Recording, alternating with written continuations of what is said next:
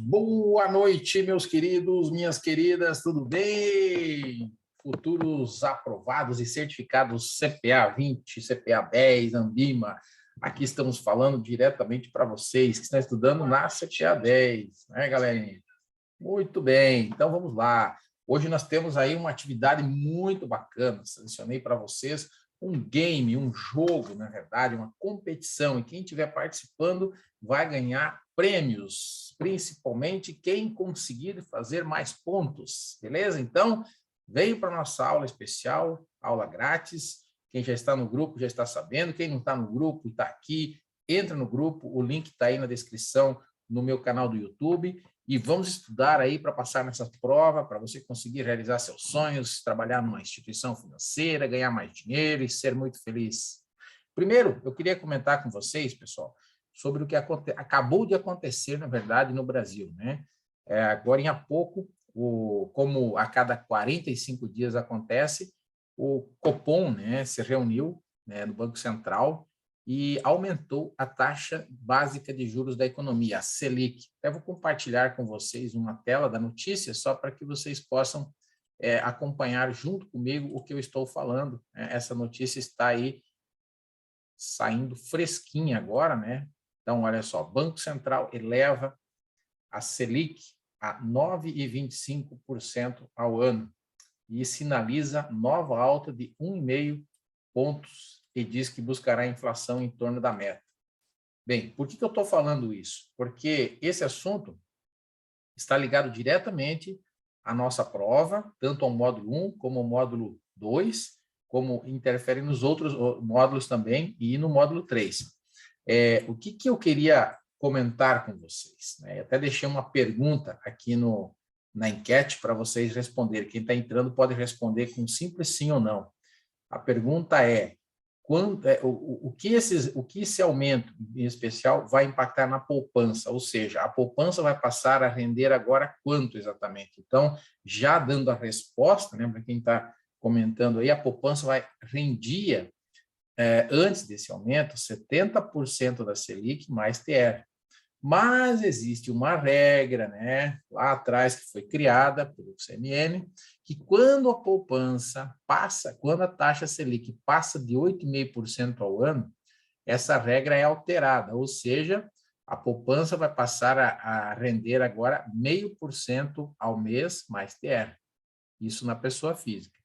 Não confundo que na pessoa jurídica já tinha esse rendimento, só que é trimestral, né? Então, deixa na pessoa jurídica, não muda nada. Na pessoa física é que muda o rendimento. Bem, essa é uma das perguntas que pode cair na prova. As outras perguntas que podem cair na prova estão relacionadas aos efeitos que isso causa, né? Então, esse aumento da taxa Selic é porque a inflação está aumentando, certo? A inflação está subindo.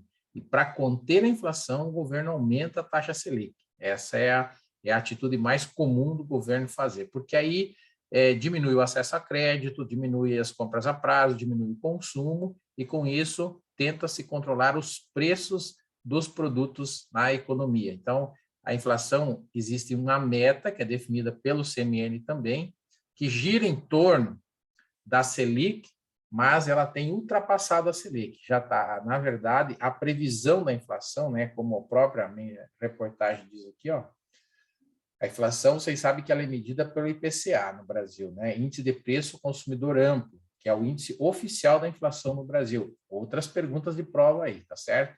E aí, esse IPCA, ele já tem passado dos 10% ao ano, ou seja, está acima dos 9% da Selic.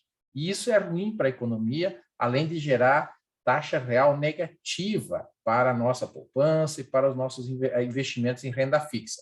Taxa real, taxa nominal, outros assuntos que a gente aborda também nas provas da CPA 10 e da CPA 20, tá?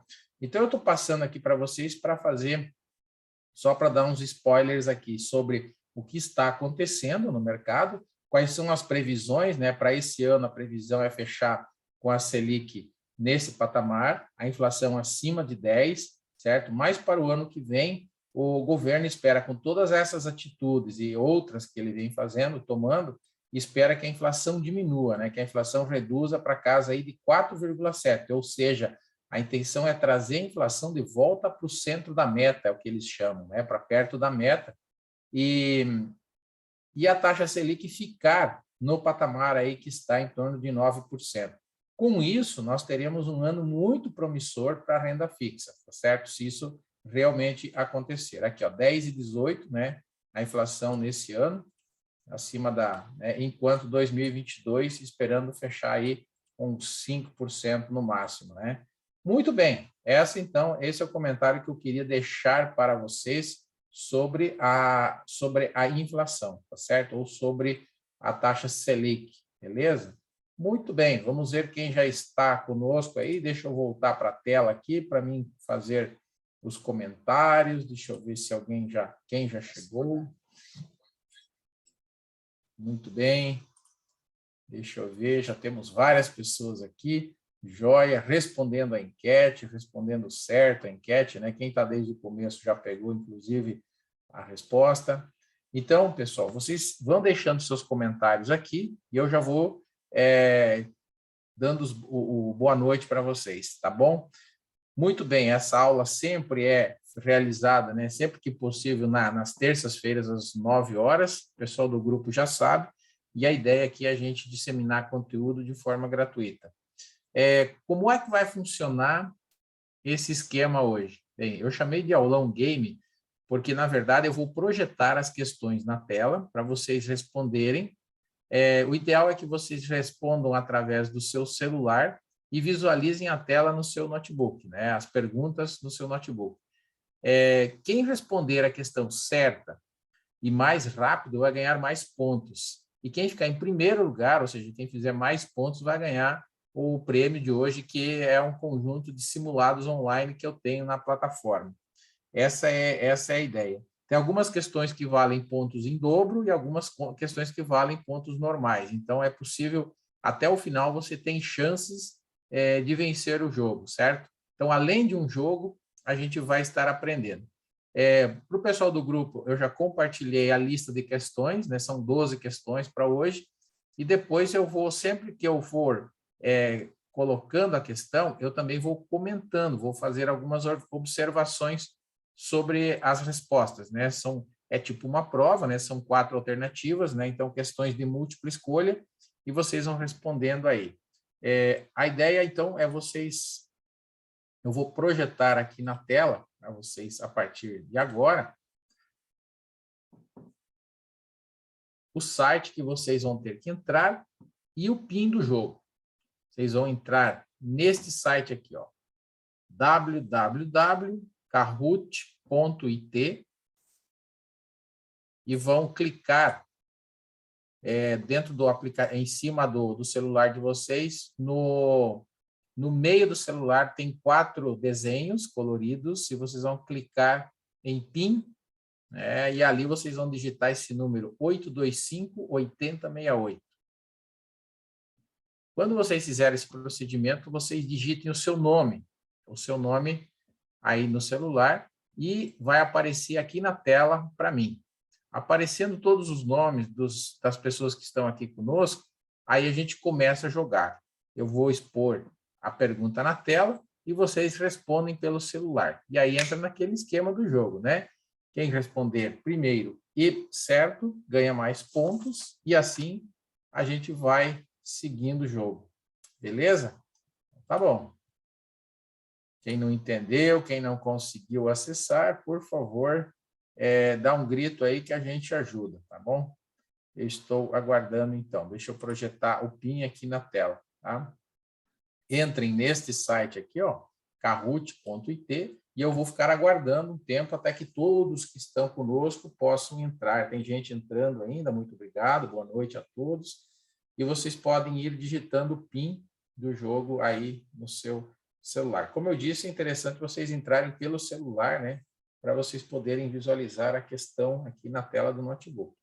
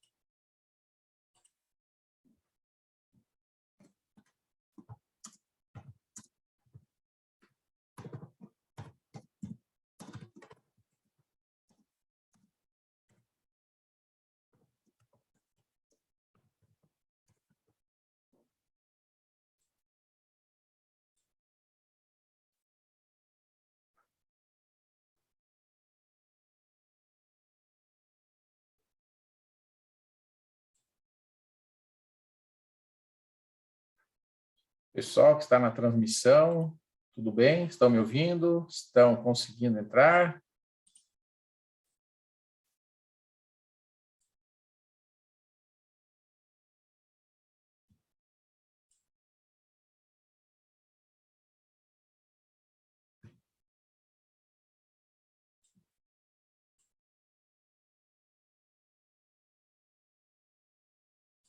Por favor, comente no chat se está tudo ok.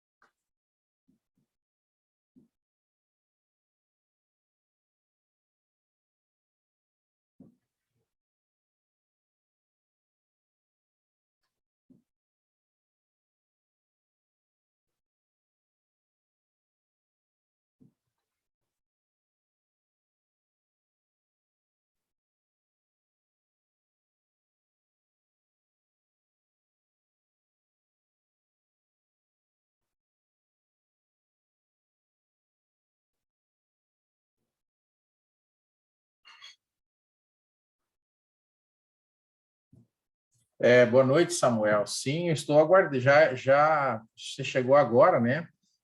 Faz favor, entra no chat ali, eu fiz o comentário e eu digitei o site que é para vocês entrarem e o PIN que é para vocês usarem, né? Aí eu vou começar a fazer as questões, tá bom? Entra nesse site aqui, eu vou colocar de novo. E o PIN, a senha, no caso, né, é 825-8068, certo?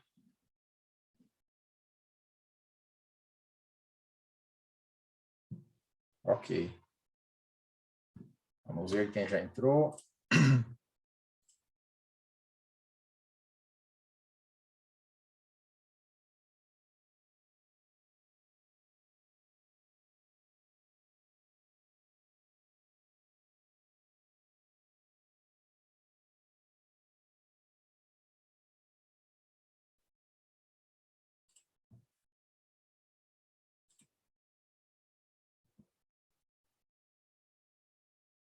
Boa noite, Márcia. Bem-vinda, Márcia. Alguma dúvida, Márcia? Márcia, entre, por favor, no site que eu coloquei aí.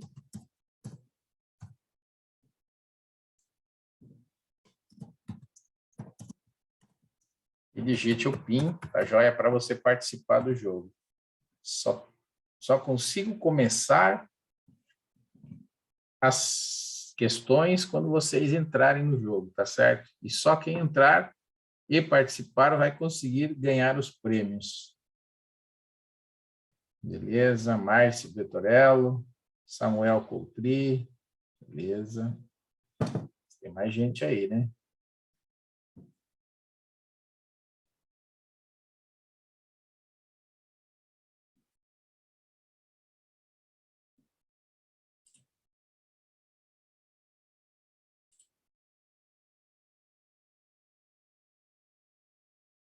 Acessou?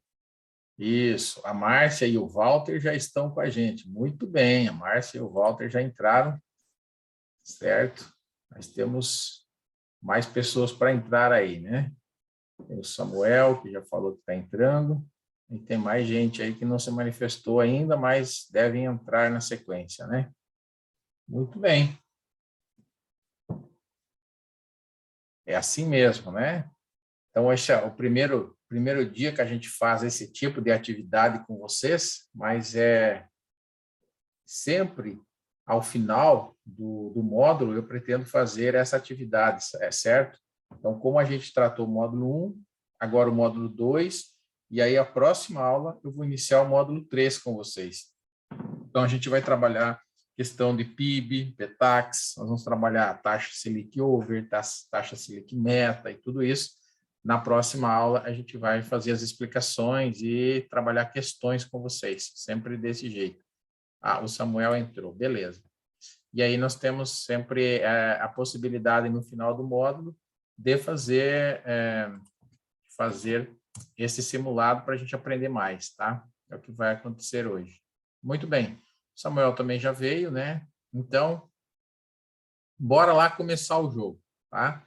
Então, vamos tentar aqui, tem um pequeno delay, né, no nosso querido YouTube aqui, mas eu vou tentar transmitir para vocês em tempo real aqui, para vocês participarem. Vou jogar a questão na tela, então, prestem atenção.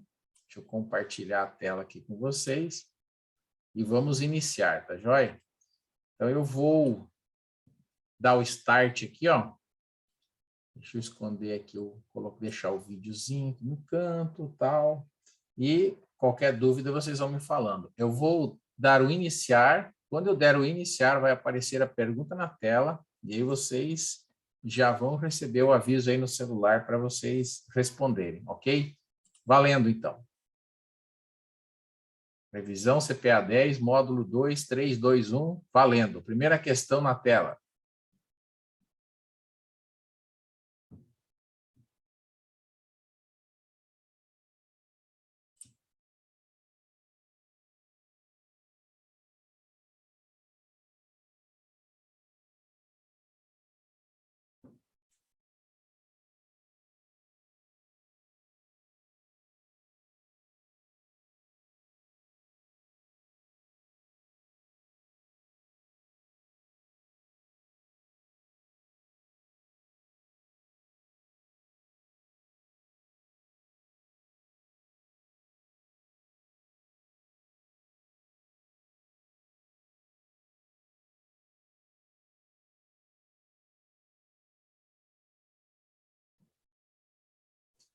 Muito bem. Bem, como eu disse, tem um delay, né? Eu já vou explicando aqui, vou respondendo para vocês. Então, a cada quanto tempo o API deve ser atualizado? Bem, não confundam com o cadastro do cliente, né? O cadastro é a cada ano, o API é a cada 2 anos, tá certo? Essa é a diferença. Então, por isso que quem respondeu aqui em até 1 ano, ou a cada 5 anos, ou a cada 3 anos, não é a cada 2 anos, em até 2 anos, tá certo? Então, não confundo com o cadastro, só essa observação. Muito bem, vamos para a próxima questão aí, número 2. O API, que é o perfil do investidor.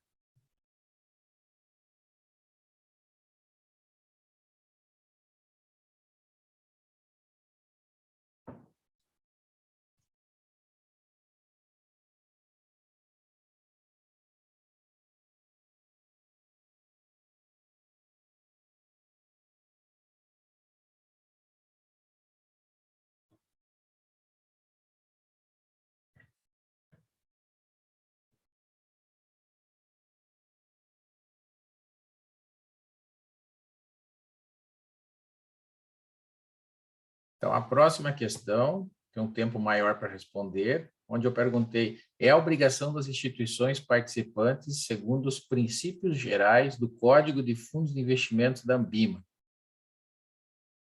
Aí eu coloquei 4 alternativas, o tempo já está terminando.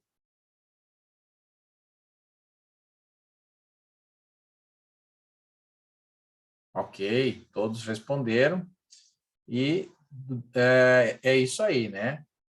A obrigação das instituições é respeitar o dever de diligência. Essa é uma das obrigações. Reduzir a concorrência não faz sentido, não é uma das obrigações segundo o Código. Preservar o sigilo das informações dos fundos. Aparentemente, parece que está certa, mas, na verdade, o que tem que ser preservado são as informações dos clientes, dos associados, não as informações dos fundos. Os fundos precisam ter as suas informações divulgadas a público, como rentabilidade, carteira, taxa de administração, nome do gestor, do administrador, do distribuidor, isso deve ser público, na verdade. Então, não é também essa questão.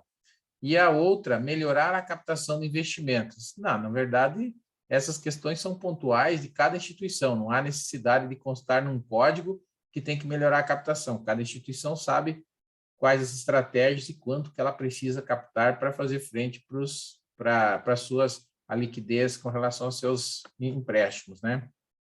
Muito bem, vamos ver como é que ficou aqui a colocação, né? Nós temos aí o Samuel, né? Depois o Walter e assim vai.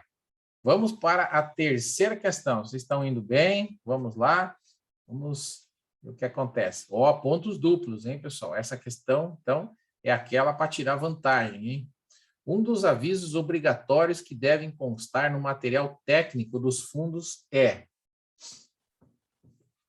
Isso nós vimos lá na aula passada, no módulo 2, sobre os avisos obrigatórios que precisam constar nos fundos de investimentos. Então, a primeira é que a instituição não tem responsabilidade sobre o material divulgado, que a rentabilidade passada representa uma simulação, avisar que o fundo possui apenas cobertura do FGC até 250 mil por CPF, ou que a rentabilidade passada não garante rentabilidade futura. Quais destes avisos devem constar no material de divulgação dos fundos de investimentos?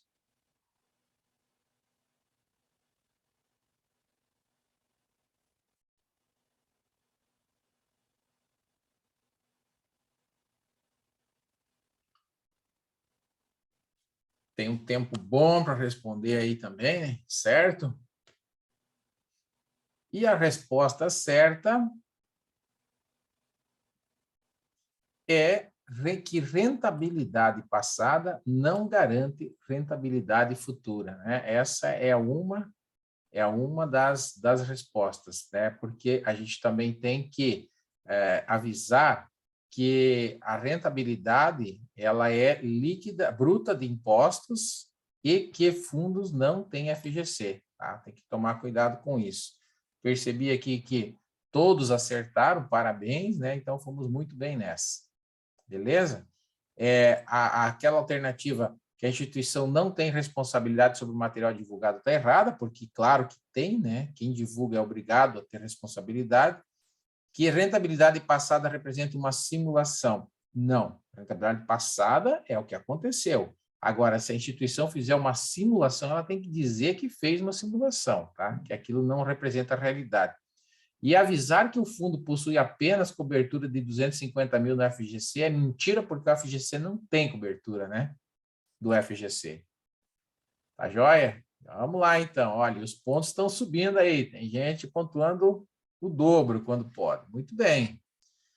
Próxima questão na tela. Quarta questão de 12. Para compreender a situação financeira do cliente, uma pergunta do API que deve levar em consideração é o valor e os ativos que compõem o seu patrimônio, os tipos de produtos com os quais o investidor tem familiaridade, a necessidade passada de recursos declarada e os empréstimos que possui, ou o saldo da conta bancária. Qual dessas está correta?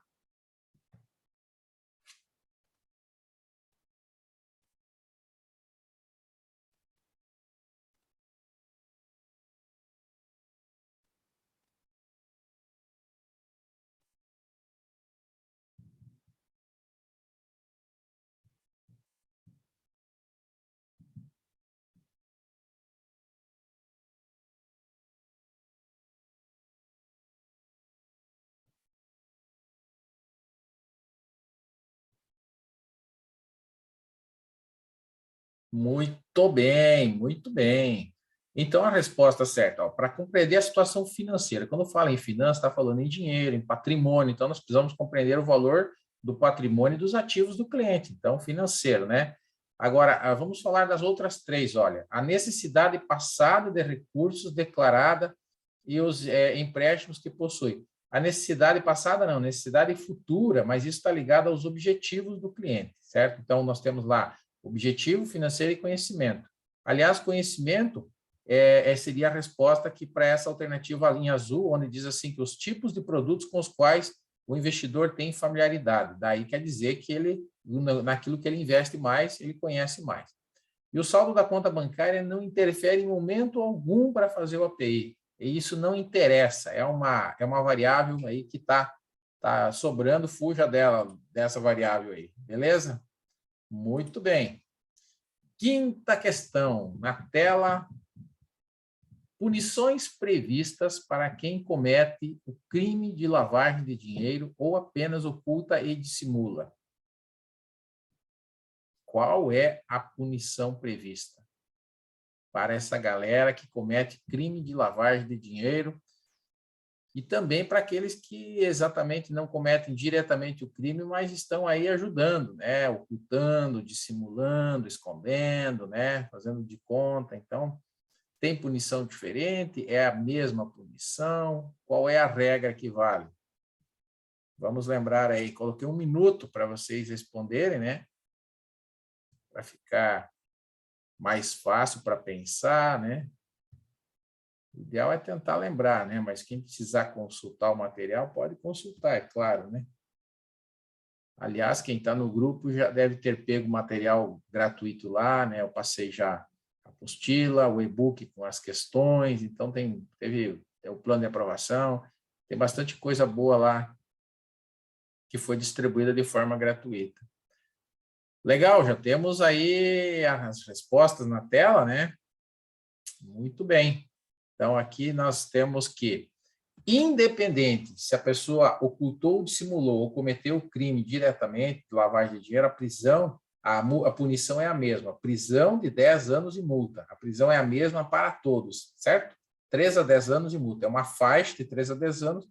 Quem vai decidir isso é o juiz, né? O resto aqui está errado. Inclusive, eu misturei aqui a alternativa azul, eu coloquei aqui, ó, de 1 a 2/3 da pena e multa.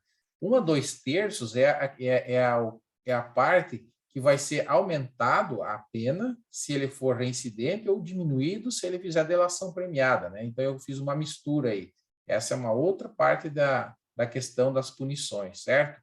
E apenas prisão de 3 a 10 anos está errado, porque tem a multa também, que nós já vamos ter uma questão daqui a pouco sobre isso, da multa, e daí vocês vão relembrar também, tá? E a vermelha, de 1 a 10 anos, não faz sentido, e multa não faz sentido, de 3 a 10 anos, né? O mínimo são 3 anos. Joia? Muito bem, o Wagner encostando, a Márcia também, o Walter também, estamos juntos, né? Vamos lá, então, para a sexta questão, metade das questões já estão indo. Vamos lá. A fase da lavagem de dinheiro, em que o criminoso tenta iludir os órgãos fiscalizadores fazendo transferências, qual é essa fase, né? Nós temos 4 fases.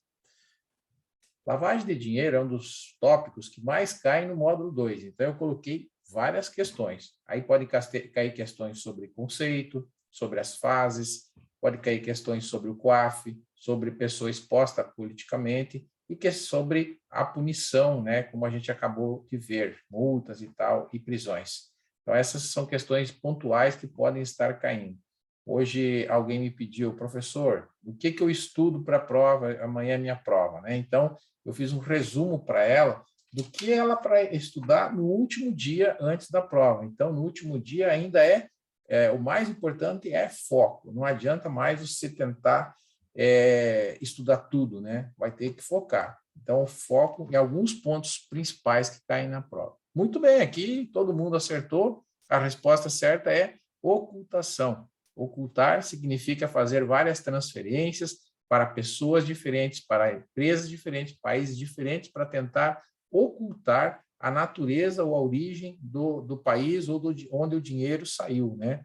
Que a primeira fase é a colocação, é onde se faz os depósitos na conta corrente dos bancos. Depois se faz a ocultação através de várias transferências. E a integração é a última fase, onde o dinheiro volta para o país de origem com aparência de dinheiro limpo. Essa são as fases da lavagem de dinheiro. O Wagner assumiu a ponteira. Muito bem. Vamos para a 7ª pergunta, então, né? Jogo rápido hoje, são só 12 questões, e essa aqui é pontuação dupla. Qual dos itens abaixo não é um provável indício de lavagem de dinheiro? Então, essa questão tem ingredientes interessantes. Primeiro, questão dos indícios, né, que tem na prova da lavagem de dinheiro. E segundo, tem o não. questão do não, às vezes, dá um nó no nosso cérebro. A gente está acostumado a responder as questões certas, e essa aqui nós temos que responder aquela que não está certa, certo? Então, tem que ficar ligado nessa, quando aparece não, ou a sinalha é incorreta. Cuidado também com termos como apenas, como somente. Esses termos, às vezes, nos induzem a erro também. Então, fiquem ligados. Bem, aqui eu tenho 4 situações possíveis de lavagem de dinheiro, e uma delas não é. Bem, a primeira situação relacionada com grandes operações em espécie, certo? Então, isso é, sim, um provável indício. Sempre que tiver dinheiro vivo envolvido numa transação bancária, é suspeito, né? Pode ser suspeito, pode ser um indício. Aí tem que avaliar, né? Outra, situações relacionadas com a identificação e qualificação de clientes. Com certeza, nesse momento, se fazer o KYC, muitas vezes é que já se descobre quais são as intenções do cliente em abrir aquela conta, em movimentar, e aí já se descobre também possíveis situações suspeitas. Outra situação suspeita é relacionada a campanhas eleitorais, doações a campanhas. Isso também é suspeito e pode ser um indício, né? Quer dizer, pode ser um indício e deve ser monitorado e encaminhado para o COAF, né? E a resposta que está certa, que não é um provável indício, é situação de movimentação da conta PJ na PF indicando sonegação fiscal. Sabe aquela pessoa que tem, por exemplo, um supermercado, vamos dar um exemplo, ou seja, trabalha com um negócio lícito, porém, ela, para fugir um pouco da tributação, do imposto, ela movimenta esse dinheiro do mercado na conta pessoa física do sócio. Isso acontece no Brasil. E, nesse caso, ela está cometendo um crime tributário que ela deve, sim, responsabilidades para a Receita Federal, mas não para a Polícia Federal. Então, ela não tem nada a ver com lavagem de dinheiro nesse caso, apesar que, muitas vezes, a pessoa física do sócio não consegue comprovar aquela movimentação acima da sua capacidade, muitas vezes. Isso aí acontece. E aí sinaliza, né, nos relatórios que existe uma incompatibilidade entre a movimentação do cliente e o seu patrimônio ou o seu cadastro, a sua renda declarada, certo? Isso acontece. Então, é muito parecido com um indício de lavagem de dinheiro, mas o que causa a movimentação não é uma atividade ilícita, então não é considerado crime de lavagem de dinheiro. Isso cai muitas vezes na prova, então fique ligado nisso.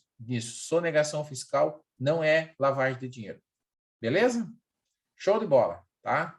Situações relacionadas com... Alguém respondeu aqui, situações relacionadas com grandes operações em espécie ou de identificação dos clientes, isso aqui sim são prováveis indícios, né? Eu quero saber qual não são prováveis indícios, tá? Próxima. Número 8. O patrimônio líquido no balanço patrimonial é dado como? Então, nós temos essa parte de finanças pessoais na prova. Aqui você tem 1 minuto para responder também, onde a gente tem lá as fases do planejamento financeiro e também falamos sobre o balanço patrimonial pessoal e o índice de endividamento. São alguns dos assuntos que caem na prova sobre finanças pessoais e planejamento financeiro, tá certo? Então, nesse caso, é muito importante sabermos essa resposta.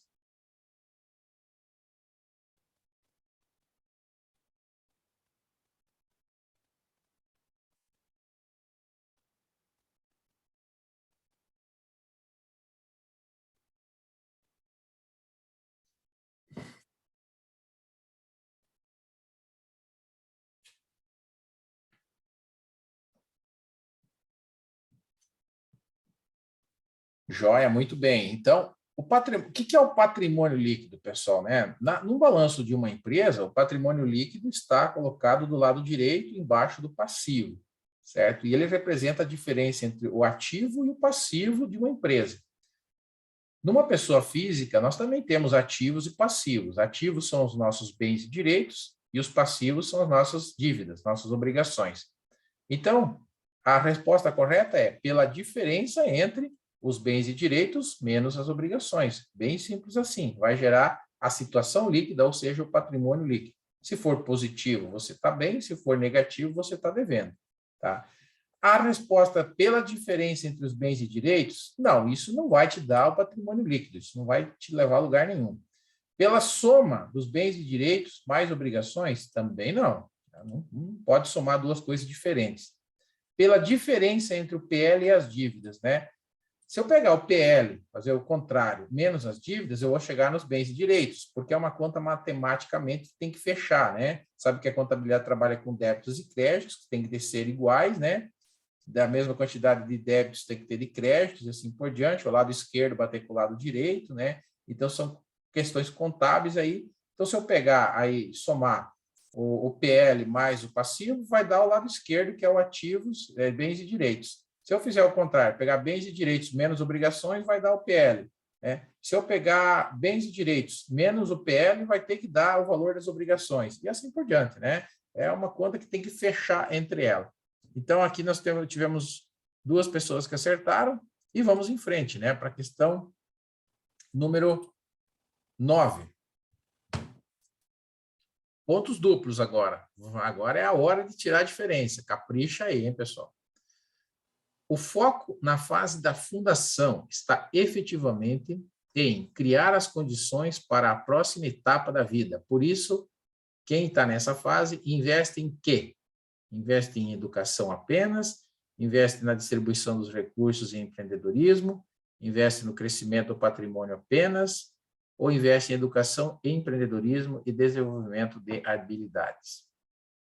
Bem, dentro do nosso ciclo de vida, na verdade, né, nós temos lá as 4 fases que a gente passa na vida, né?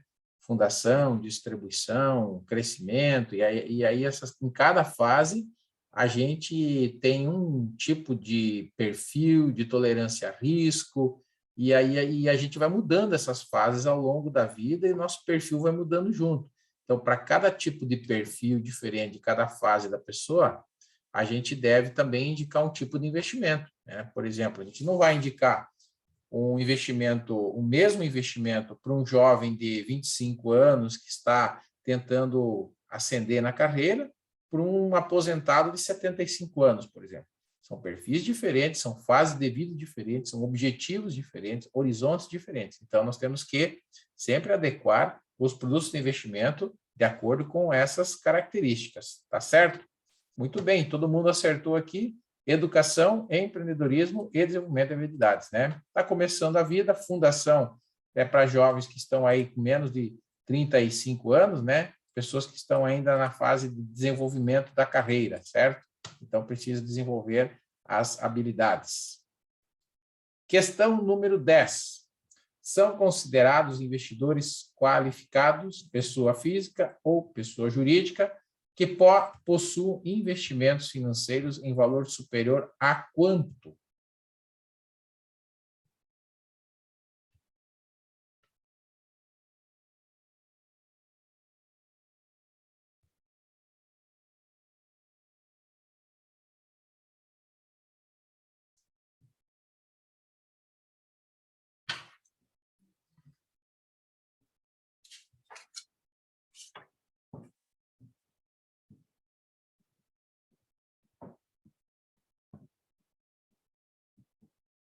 Muito bem, vamos lá. Vamos trabalhar essa questão. Ó, primeiro, investidor qualificado, ele pode ser tanto pessoa física como uma empresa, normalmente, certo? Tem alguns investidores que naturalmente já são profissionais, como os bancos, por exemplo, as entidades de previdência privada, esses já são investidores profissionais e automaticamente qualificados pelo seu tamanho, pelo seu porte e atividade que desempenham. Agora, os investidores que não são essas instituições que eu citei, que são pessoas físicas ou jurídicas normais, por exemplo, uma empresa aí do setor, uma indústria do setor de mineração, por exemplo, ela é uma PJ normal. Então, ela pode ser investidor qualificado, desde que ela tenha mais do que R$1 milhão investidos no mercado financeiro e ateste por escrito, certo? Ateste por escrito que é investidor qualificado. Então, a resposta certa é mais do que R$1 milhão. não é 1 milhão de dólares, tá? Nem 10 milhões de dólares. Na verdade, 10 milhões de reais é para investidores profissionais. Então, teria essa questão aí. 3 milhões eu coloquei ali. Claro que quem tem 3 milhões é investidor qualificado, sim. Mas a pergunta é qual é o valor que tem que ter para ser qualificado. A partir de 1 milhão já é qualificado, mas é a partir de 1 milhão, não a partir de 3 milhões. Então, a resposta certa é 1 milhão de reais. Tá joia? Então, tivemos alguns acertos aí e a briga está grande aí entre os concorrentes. Vamos lá. E o Walter acertou as 3 últimas perguntas aí. Muito bem, Walter. Vai que vai. Penúltima pergunta, número 11. Segundo a Lei 9.613 de 98, que é a Lei da Lavagem de Dinheiro, quem é responsável por manter atualizados os cadastros de clientes?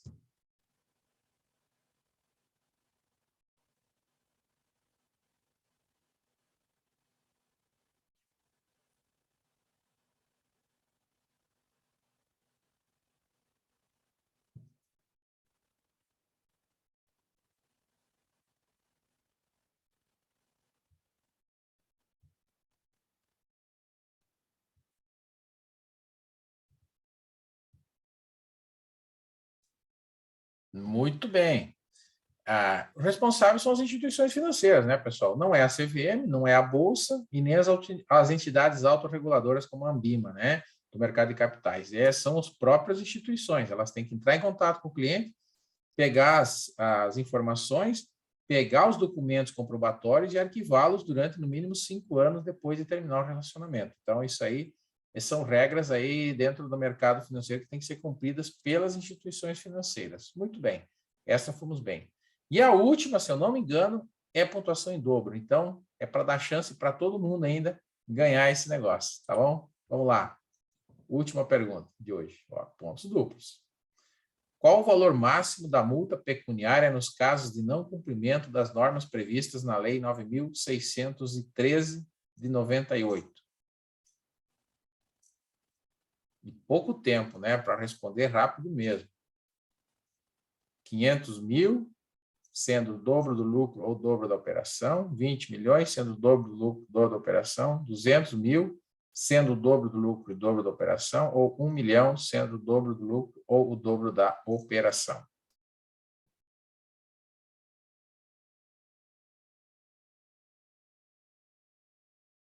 Muito bem, muito bem. Parece uma questão fácil, né? Mas é uma questão que envolve a questão de valores, então a gente tem que estar com isso em mente. Muito bem. A multa aplicável aí, que vai determinar é a justiça, é o juiz. Tá? A pecuniária quer dizer em dinheiro, certo? E o valor máximo que a multa pode ter é de 20 milhões de reais. E ela tem 2 formas de aplicação. Ou o juiz determina que seja o dobro do lucro, no caso da operação, ou o dobro do valor da carga da operação, do negócio que o ilícito foi cometido, tá certo? As outras questões, 500 mil, 200 mil e 1 milhão, não tem nada a ver, né?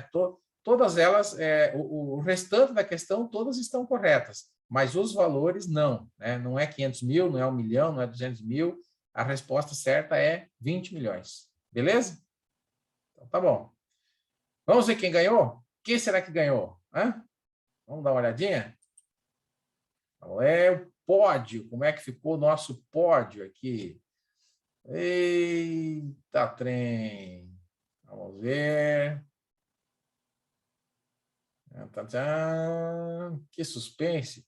O Samuel deu a volta por cima no final, hein? E olha só, pouca diferença, hein? Muito bem, muito bem. A diferença para o primeiro, para o segundo colocado, de menos de 100 pontos, né? Num universo de 8.000 pontos, é uma diferença pequena. Muito bem, Márcia, Samuel, parabéns. O Wagner, né? O Wagner estava em primeiro até agora há pouco, tinha acabado de falar que ele tinha acertado 3 seguidos, e agora o Samuel que ficou em primeiro. Então, o Samuel que foi o ganhador aí do nosso prêmio, né? Do nosso simulado, das questões, depois você pega lá comigo o acesso, Samuel, né? Eu vou te passar no grupo, para que a gente possa, então, para que você possa, então, estudar essas questões do nosso CPA 10, tá certo? Deixa eu salvar aqui que eu preciso mandar no grupo para todo mundo lá, né? Olhar e verificar quem ganhou, né? Os ganhadores aí, para a gente fazer a nossa propaganda lá também, tá certo? Muito bem. Joia, pessoal. Olha, eu quero agradecer vocês, né? Não sei se tem alguma pergunta. Deixa eu ver aqui no chat se tem alguma pergunta. Se vocês querem perguntar, fiquem à vontade, né? Deixa eu ver. Segundo prêmio que eu ganho, hein, Samuel? Muito bem. Tá vendo? Valeu a pena, Samuel. Você estava aí ontem preocupado, né? Que você teve que voltar para casa, né? Fiquei sabendo as histórias, mas valeu a pena. Olha, hoje você ganhou um prêmio aí, você conta para tua esposa que você ganhou, então já compensa, né? Valeu. Brincadeiras à parte, a Márcia também, todos estão de parabéns porque nós estamos estudando, né, galera? Tá?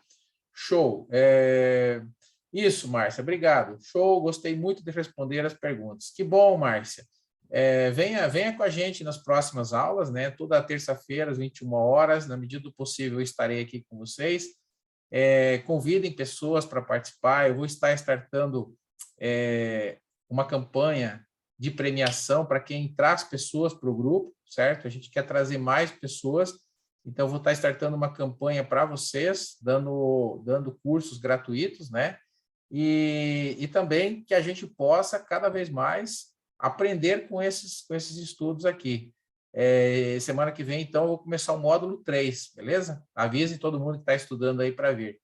E só para fazer um outro jabá aqui com vocês, eu estou com inscrições abertas para o curso da CEA também. Quem tiver algum amigo que esteja estudando para a CEA, peça para entrar em contato comigo, que eu mando as instruções lá, né? Previsão de início da aula, provavelmente no mês de janeiro de 2022.